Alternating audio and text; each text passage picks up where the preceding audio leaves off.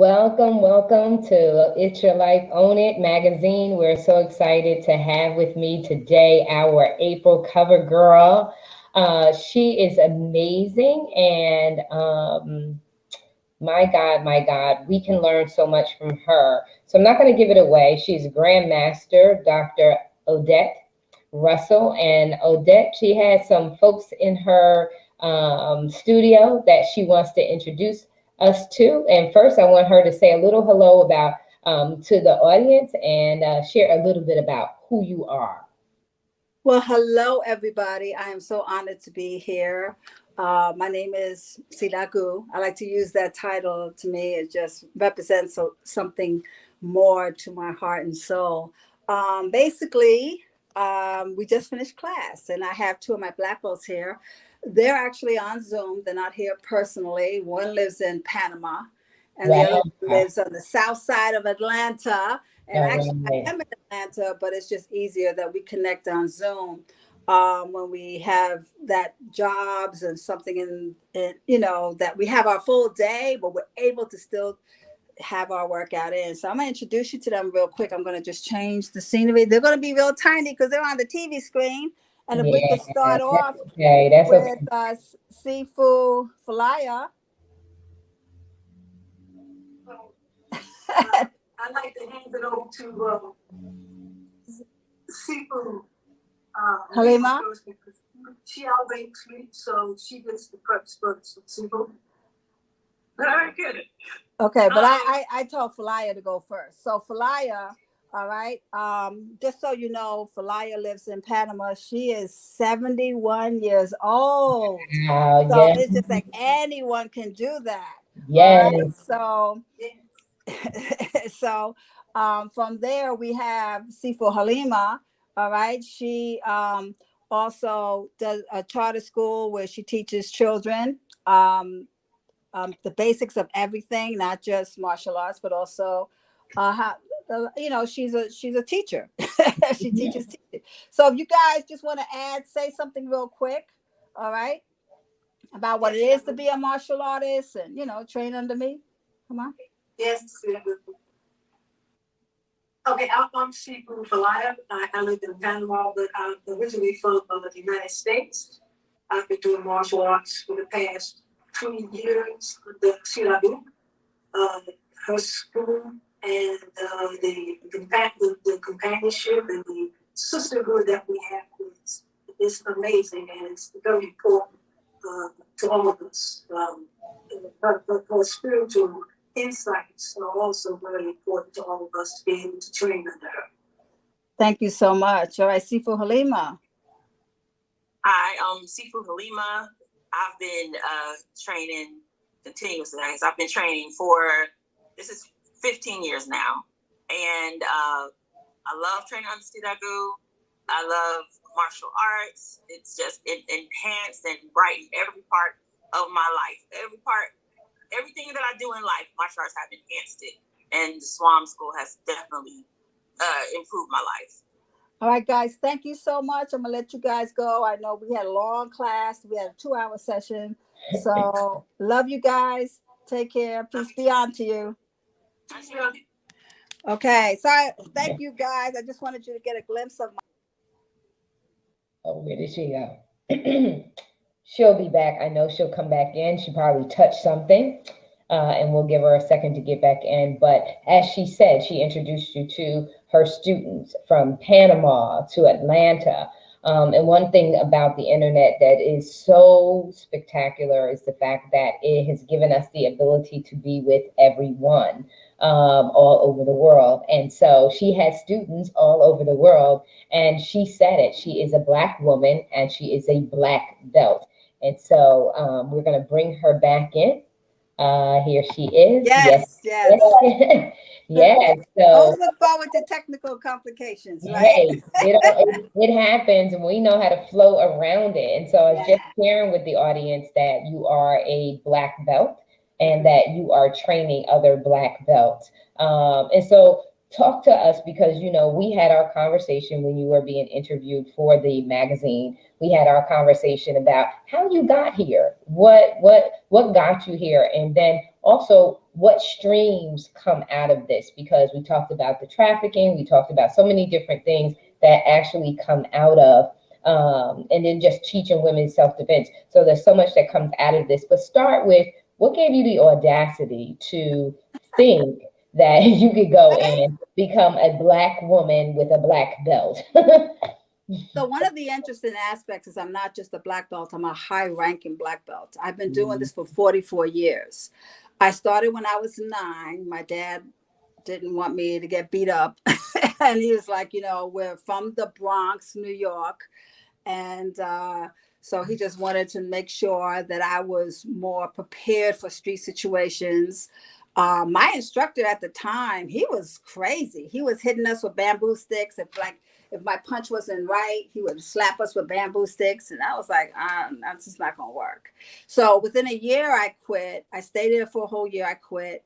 And I really needed it the most during my rebellious teenage years. And, you know, we're from the Bronx, so we experiment with a lot of things, drugs and truancy and just that kind of lifestyle.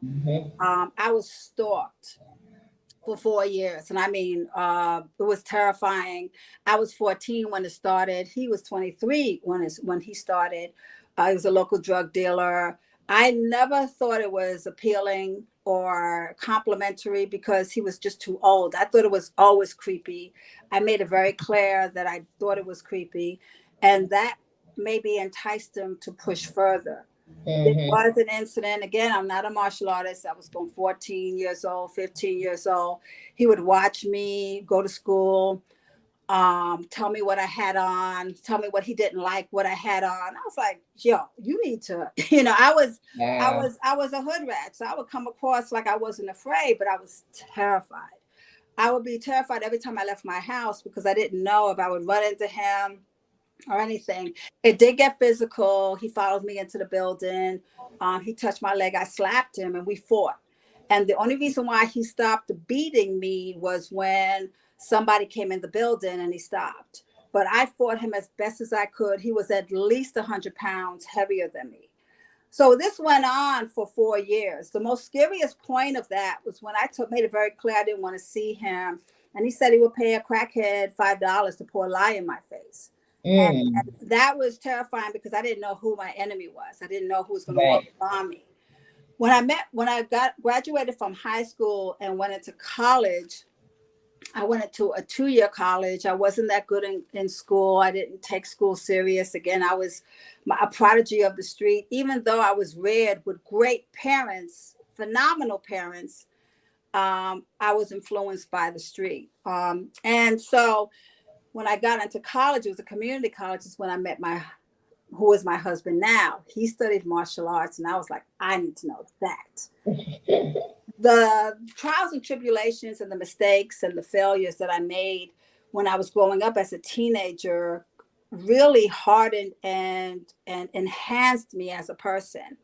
And it enhanced me to the point that I needed to do something more to my life than I knew that there was something more to my life than what this was. Yeah. But I didn't know martial arts was going to help me get through it. I just liked the guy. I thought he was cute. I'm talking about my husband. Right. And he made it very clear that his priorities is God, then martial arts, and then me, you know. So I figured I could move up the totem pole by getting into martial arts. I knew I couldn't compete with God, you know. Right. So when I started training with him, that's when I started training with him. But I loved what it stood for. I loved the loyalty that it stood for, the discipline, the commitment. And I was already quite, not fearless, because you can't say that. You're always afraid. It's just how do you handle the fear? So I was always able to camouflage the fear like I wasn't afraid. But this helped me even handle it better. Right. Now, I have to tell you, from a chick from the Bronx, whether I was 15 years old or 16 years old, I didn't think I was going to die early, but I didn't think I was going to amount and achieve all the things that I achieved. Yeah. And it really helped. The martial arts helped that. it's something like sitting in your horse stance, or holding your knuckle push-ups, or having someone stand on your gut while your feet are 6 inches off the ground, Right. or someone sitting on your shoulders while you're doing push-ups, or someone trying to slice you or trying to punch at you, or you competing in semi-contact tournaments, and you're competing with women from other systems who are just as skillful or even more skillful, and pushing yourself past that limit of fear of why am I putting myself to this? Why don't I just stay home and eat bonbons? So why don't I just go shopping or go hang out? But I'm in the dojo sweating and bleeding and pushing myself past the limit. That aspect followed me through all other parts of my life. And pushing to get my dissertation done, which took almost 7 years, where I was able to get my doctorate in health psychology, and pushing to be a better mother, and pushing to be a better wife, and pushing to be a better business person to my employees, or even a better worker to my employer, a better landlord to when I had property. So I exceeded way past my expectations from the chick from the Bronx, but at the same time, I'm nowhere near where I'm going to be. And I really, really placed that on martial arts. Wow. That's, I mean, it's amazing because it does add so much discipline. It demands focus, and it requires you to have a keen sense of awareness, right? Awareness, mind, body, spirit, and knowing your surroundings. And so if you are like, so let's say one of our viewers is saying, okay, because we talked about this in our one-on-one interview for the cover feature, we talked about self-defense. We talked about domestic violence, human trafficking. And one of the keys to helping women to overcome being mistreated, one, you have to love yourself just naturally. Yeah.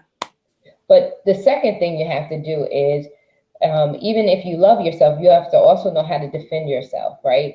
Defend that love, defend that value of self. And so talk to the audience about some of the services that you provide, some of the programs that you provide. And one, before we even do that, let's take a look at your cover. Let's take a look at that cover. Oh, okay.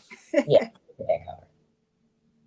Is she bad, people, or what? I mean, that's a beautiful I couldn't wait to put that on that cover. I mean, what is it? It's so amazing. And then you also, too, you have a program that's here that you shared with me. Let me take a quick look at that. And I want you to talk to the audience about this as well. And this is Swam. Yes. The virtual training. So I want to go into that too. And can put the flyer back up. But me as a woman who is very, very self-confident, pretty much basically knows how to defend herself, I still feel an urgency to take one of your classes to participate because of the level in which of awareness that I'm at. I'm at an awareness that says that, you can't sleep on someone attacking you. And you can't always use the mace, and you need to have more knowledge. And with more knowledge also comes a calm, because in the midst of a crisis or a traumatic experience, the worst thing that you want to do is go into shock. You want to be able to train yourself, ahead of time to be prepared. No one's fully prepared, but to be alert and to be vigilant and cognizant of what could happen, and to be able to not freeze, to not freeze and become a total victim with no options. So talk to the audience about how they can work with you and why that should really be important for women. We know men can they have their weight and all that other stuff, but specifically speaking to women, how can they work with you and how can they get started? So if I could talk about the stages of what I like to focus on when I'm teaching, if that's okay, to go into that first, because I think that's really important. I like to talk first about enhancing your spider senses. Utilize your gut. All right. That's actually on the right side of the hemisphere of the brain that is utilized, whereas the creative and emotional side, and it's also the intuitive side. Men more use the left side, which is the rational. Women use both. Okay, so that's when the woman says, Harry, get up, I hear something downstairs. And he says, I don't hear anything. She might not have heard anything, but she might have felt something. Right. And men need to listen to our gut because they don't utilize it like we do. Society, though, deems that we need to hush our intuitive side and focus on rational. So what I mean by that, with over 80% of rapes occurring by someone you know, right? And this is where the shock comes in and the freeze come in. He's attacking me. I'm still, my rational is saying, why is he doing this? He's my friend. Why is he doing this? He's my uncle. Why is he doing this? He's my neighbor. Why is he doing this? He's my pastor. Okay, so while we're still rationalizing, he's still attacking. You see? And so if though, by the ironic part is, we had that gut feeling about this person even before the attack occurred. When we first met him, just something about him just was creeping me out. He just looked at me weird, or just the energy he gave off. But my rational side says, don't be silly. He's a relative. Right. So let's not discard our gut. I call it our spider senses. When those spider senses come up, please listen. And then look at how to remove yourself from a situation. So the best self-defense, of course, is never having to use it. Now, let's go to the next level, okay? The next level is maybe using verbal defense. So it might be a way I could verbally de-escalate the situation because I'm still trying to do whatever I can for it not to get physical. Right. So one is not putting myself in a situation. And so let me just say this about what I wear. I can wear whatever the hell I want to wear. You understand? But I'm sorry I said that word. That's okay. I get real passionate, so you guys gotta. We're grown. We're grown. But I don't want to wear something that's going to restrict me. So if I'm wearing stuff that comes here and I can't lift my arm to defend myself, no. I'm not an advocate of flip-flops because I can't run with them. I can take them off and I could beat you up with them. I can do some nice damage with them, but I cannot run with them. So as a general rule, I don't wear flip-flops when I'm going to the movies or going to the mall or anywhere where I know there's going to be a group of people. Maybe going to the grocery store, I'm in and out, I'll wear flip-flops. But when I'm going with the crowds, I'll wear shoes that I know I can run if I have to run. So I'm always thinking how that what I'm wearing, I can run if I need to run, or I can fight if I have to fight. Does that make sense? Okay. Yep. So again, we went into gut, then we went into verbal defense, now physical defense. So physical defense, I don't care who you are. You trying to rape me, you are now the enemy. That's the only way I see it. I don't care who you are. You pull a knife on me, I have to assume you are trying to stab me several times. So of course I'm going to be afraid, but what I have to look for is targets that I don't have to use a lot of energy that can create enough damage. I like to call the mechanical dysfunction, where the mechanical dysfunction, meaning that body part doesn't work anymore. And it could be temporary, like 6 weeks for it to heal, or it could be permanent. So an example of a mechanical dysfunction, I stick my thumb and I stick it in your eye, you cannot see anymore. That's permanent mechanical dysfunction. A temporary mechanical dysfunction, I hammer fist the collarbone. The collarbone is the weakest bone. We're talking right here, not here, but here. I hammer fist 7-pound pressure. The collarbone breaks. You can't raise that arm. We're talking 6 to 8 weeks for it to mend. That's temporary. You see what I'm getting at? Right. Okay. So I know and I teach particular drills where body parts, the most vulnerable body parts with the least amount of energy that I need to use, that can create the most amount of damage so that I am able to get away. That's the goal. Yeah, that's the goal. And I love the goal, because the real deal is to save yourself, is to make sure that you're all right, because you're in the you want to be the victor, not the victim. You want to make sure that that happens. Now, keep in mind what I like to tell, because a lot of us, we self-sacrifice ourselves, you know, like, well, you know, but imagine if he takes you out, he now has your purse, has your keys, and can go home to your kids. So if you don't want to do this for you, you have to do this for your children. Yeah, yeah. And you got to get to a place where you do it for yourself. Yeah, you got to get to that. For yourself, because the more damage you can inflict and the less trauma you receive is the quicker to your getting back to your own reality and mindset and peace of mind. And just get back to your own normalcy of life. Exactly. And believe it or not, the attack in itself is traumatic. Even if it wasn't complete, the fact of the attack, because your mind goes into all these what's if, that's traumatic in itself. Yes, it is. Now, you keep saying something about self-love, which is so important. I just want to let you know that a predator can smell a wounded animal miles away. So what's that saying is, how you treat yourself, you'll teach others how to treat you. And if you have self-doubt, if you're constantly second guessing yourself, if you find yourself in abusive relationships, you are actually inviting that subconsciously without realizing it.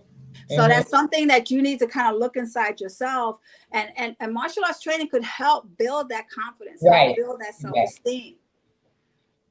Yes, it does. You guys want to see something real quick? Yes, that's what I want us to do, and it empowers you. It empowers you. So you're going to show us the dojo?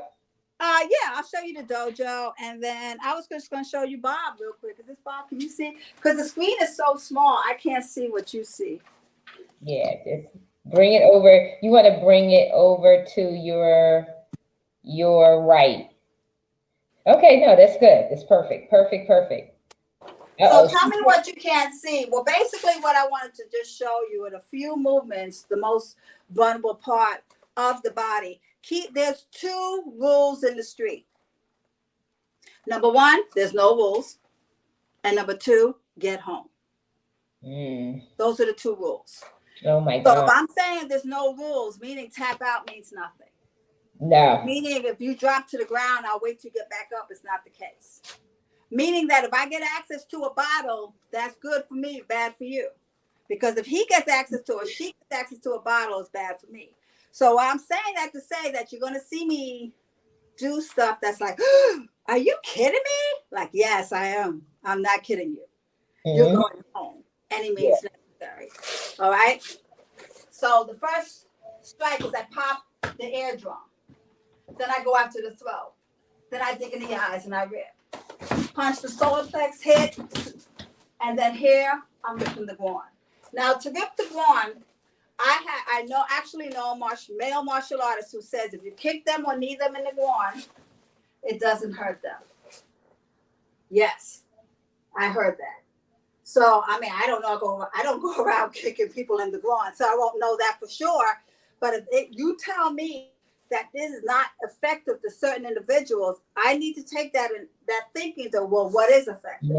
Yeah. So we're just assuming this is not someone who's wearing jeans, someone who's wearing baggy pants, maybe those basketball shorts, or maybe he already took his pants off in the process of trying to rape, where his penis is out.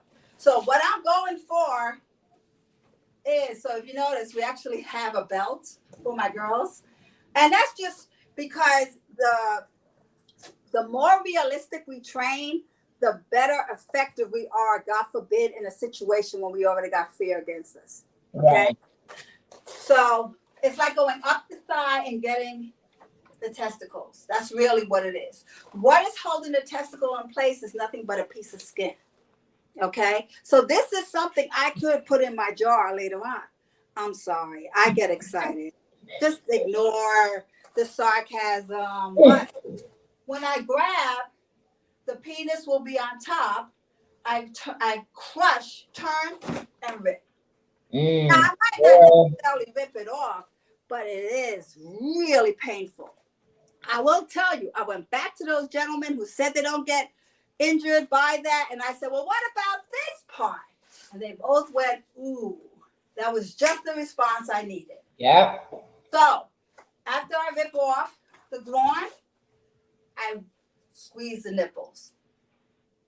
Okay? Why? What does that do? That hurts. It doesn't cause any mechanical dysfunction. And so far as I'm concerned, everybody does have nipples, but it's a reaction that I'm looking for. Right. If he's choking me and I do this, do you think he's going to stop choking? Mm-hmm. And then I'm able to finish him off with that. Okay? So I just needed that release just long enough for me to do the other stuff. So the way I teach the overkill. What you didn't see, this is a death blow. This could possibly be a death blow. Now I have what's called a karambit. This is a folded karambit. This is a training karambit. Can you see that? If you come up a little closer. Oh, yeah. Can you see? Yeah. Okay. So this is actually the weight and size of a real, and I go straight and I cut. So the way I deployed where I went straight to the carotid, which is probably 10 seconds before he bleeds out. When I mean bleeds out, that means it's over. Mm-hmm. So along with the extreme of what I teach, okay, collarbone, bridge of the nose. The bridge of the nose, we break this. If he's a bleeder, he'll start bleeding. Both eyes will tear. He can't see me with tear eyes. I can get away. Okay? Mm-hmm. Watch this part. Let's say we have to cut down the tree. Now keep in mind, regardless how short, how tall he is, I can still, okay? I can still reach his face. What I'm not doing, I'm not slapping him. Stop! I'm going after those areas. Yes. That's causing mechanical dysfunction. I love this stuff. So I apologize if I seem so overzealous. It's because it's so amazing. Stop apologizing. Listen, this is life or death. And so many people experience physical trauma because they don't know how to physically defend themselves. Right. And so you show, because I know when you got close up, when we interviewed, you see you pulling at the ear, and your precision and your execution is just like so precise. And women need to hear this difficult conversation. They have to have this difficult conversation. Our young people. What's the average age of your students? I don't have young, because they would start from tween, so they come from 10, and then the oldest, as you can see, was 71. Okay, so it's everything in between. So the average would be 40 years old. Okay, where they've had enough. I've had one student that was in an aggressive, hostile marriage for 20 years. She had no voice, and she just had enough. She knew she wasn't going to survive past another year. Started training, and she got her voice back. You know. So in a lot of situations, in her case, when she was in that domestic situation, the domestic violence situation for 20 years, we have to move her slowly. We can't just she can't run in there guns blazing, because she'll end up dead. Right. So there's situations where it's culturally acceptable for women to be in such a dark scenario. So I take into consideration the cultural aspect, your personal aspect, and that's where my psychology background comes in, where I'm able to help them to heal themselves through emotional healing. I want to tell a story of a 6-year-old that got out of an abduction situation by doing one move. Okay? She was walking behind her mother. This was during the day. The mother had the stroller, and these were a lot of abductors go after. They go after somebody with 2 kids, because you can't monitor or take control of 2 kids. So while you have one kid in the stroller, they'll grab the kid, because you're not going to leave the kid in the stroller, and you really cannot run as fast with the kid in the stroller to chase after them. So sure enough, the little girl was lagging behind the mom. The man grabbed her like this. and he was in the process of lifting her up, because that's usually, and throw her in the car. The car rolled up. Okay, so this tells moms we need to be alert and aware of all the time what's going on with our kids, as well as alert and aware if someone's driving up on you in the street. I'm trying to, sorry, trying to make sure you see me. So anyway, what the girl did is she took the heel of her foot and stomped and broke his instep. The instep is where the shoelace is on the foot. So we have 26 bones. She probably broke about 10 of those bones. He screamed like a little girl. And of course, she ran to her mom. He could not get up to get to the car in time, so the car drove off. There's certain body parts that when you damage, it's like a domino effect. Right. Can you see my feet? Yeah. He could not do this any longer. How is that important? If you can't do this, you can't walk, you definitely can't run. All he could do was just hop. And of course, the police found him because he was the guy hopping away. Right. Those bones will mend, so we're talking about temporary dysfunction, but we're okay with that because the little girl got away. The most important part, she had no martial arts training, no self-defense training. It was just intuitive. Yeah. On that. If this story doesn't empower us, that if the Incredible Hulk comes and attack us, if we understand body parts, understand the delicateness and how frail our body is, then we know how to get out of the worst situations. Yeah, that's awesome. This was one interview, but I am so looking forward to our continued interviews because there's so much to learn. And they'll be able to see the magazine. It comes out this week. They'll be able to see the full coverage. And how do people get in touch with you? How do they connect with you? Share with the audience how they can follow you online and become one of your online students.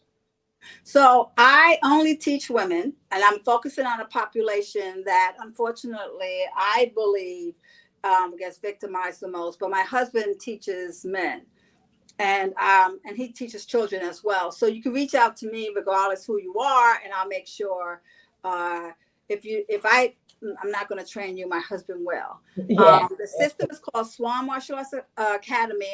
Who I didn't introduce was my husband, who's an iconic martial artist. His name is Sijo Abdul Mutakabbir. He's been training almost 60 years. So we've been doing this a long time. I am going to say, how to reach me. I apologize. You can DM me on Facebook, Odette Russell, Odette Russell, RUSSELL. You'll see my cover page is the front cover of the magazine, so you can't miss me. SiDaGoo, you see it written there on Instagram. And then, of course, my phone number, if you need to reach me, is area code 770-846-1132. Now, this is the important part. There's something called interest and there's something called commitment. And believe it or not, it sounds like it's similar, but it's not. What interest means is I'm interested in doing something, and the minute I lose interest, I stop doing it. What commitment means is I'm interested in doing something, but the minute I lose interest, I still do it because I'm committed. Yeah. Okay. So the bottom line, what I'm saying all this to say, I cannot help you, but I will give you the tools to help you help yourself. This is not like you come in, your life is all ruined, and I'm going to fix it for you. That's not going to work. I'm sorry, but I will give you all the tools and my energy and everything if I see that you're making an effort to help yourself. And that you're committed. And be committed. Come on, guys. Yeah, and you got to be committed. You got to be committed. I just shared earlier today in the Author's Corner is you have to hold yourself accountable. Yeah. You have to put yourself, because no one's going to care about your goals. They shouldn't care more about your goals than you do. And so it's very important. I'm looking forward to having you on more. I'm looking forward to, because what you have to discuss and share and teach and enlighten it can't be done in one interview. It's going to have to be. And so I love it because when you're on the Own It cover, when you're in the Own It magazine, you're a part of the family. And so it's a continued relationship. And so I'm looking forward to many more. I know we'll be having you back next week. We just have to solidify a time, a day and a time to do that. So stay tuned. I will be re-airing this over and over and over again until next week. So people are in preparation for what's next, because we didn't get a chance to talk about the trafficking. And I really want to do that. I really want to get into a little bit more of the domestic violence and how you do help women to regain their voice, as you said earlier, and regain their life. And begin to live a healthy and fulfilling life. And so without further ado, this has been our April CoverGirl. I'm looking so forward to just really, really having her live, taking center stage and owning it. Grandmaster, how do you say it? SiDaGoo? SiDaGoo. SiDaGoo. Dr. Odette Russell. And so we are so excited, so honored. Powerhouse of a woman, and I can't wait because I'm still in jet lag and getting back together from, so my energy, my body is all over the place, and I can't wait to get you back so that we can really dive in and take some time to work with some women and get them to really fall in love with themselves so much that they learn how to defend themselves. So without further ado, we love you so very much. This is the top of the week, so make sure that you take center stage and own it. We are out.